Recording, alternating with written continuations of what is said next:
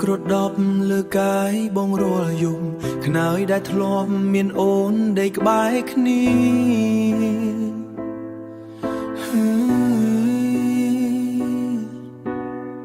ឥឡូវនៅសល់តែភាពទេស្ងាត់ជ្រងងព្យាយាមលូកដៃភាពទេស្ងាត់ជ្រុំបងព្យាយាមលូកដៃទៅរំខាងទៀតនៃក្រែតែជួបត្រឹមតែភាពត្រជាក់ដែលចាក់ដោតបេះដូងត្រជាក់ដល់បេះដូងអូនឹកសង្សារចាស់ខ្លាំងណាស់បេះដូងបងឈឺចាប់សឹងតែនឹងធ្លាយរាល់នាទីដែលគ្មានរូបអូននៅធ្លាយ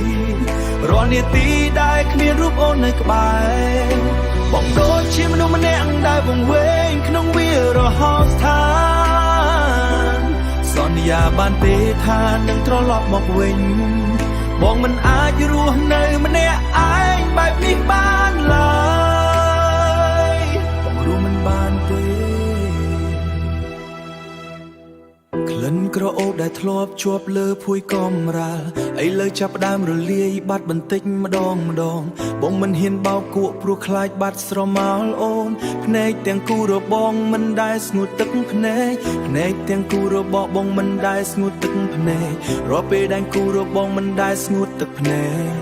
រាល់ពេលដែលនឹកឃើញដល់អនុស្សាវរីយ៍ចាស់ដែលយើងធ្លាប់សើចសប្បាយនៅលើគ្រែមួយនេះគ្រានោះណាអូ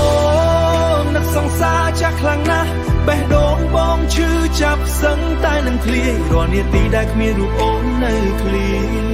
បងមិនអាចរស់នៅម្នាក់ឯងបែបនេះបានឡើយអូនដឹងទេតាំងពីអូនចាក់ចេញទៅក្រែដែលយើងធ្លាប់គេជាមួយគ្នាវាคล้ายជាកន្លែងដែលឯកោបំផុតសម្រាប់បងដេកមិនលក់ទេបងគ្រាន់ចង់ប្រាប់ថាបងសុំទោសចំពោះគ្រប់យ៉ាងបងនៅតែរងចាំអូននៅទីនេះជានិច្ចជឿចាប់ក្នុងទ្រូងអូរាល់នាទីដែលគ្មានរូបអូននៅក្បែរបងដូចជាមនុស្សម្នាក់ដែលវង្វេងក្នុងវារហោស្ថានសន្យាបានទេថានឹងត្រឡប់មកវិញបងមិន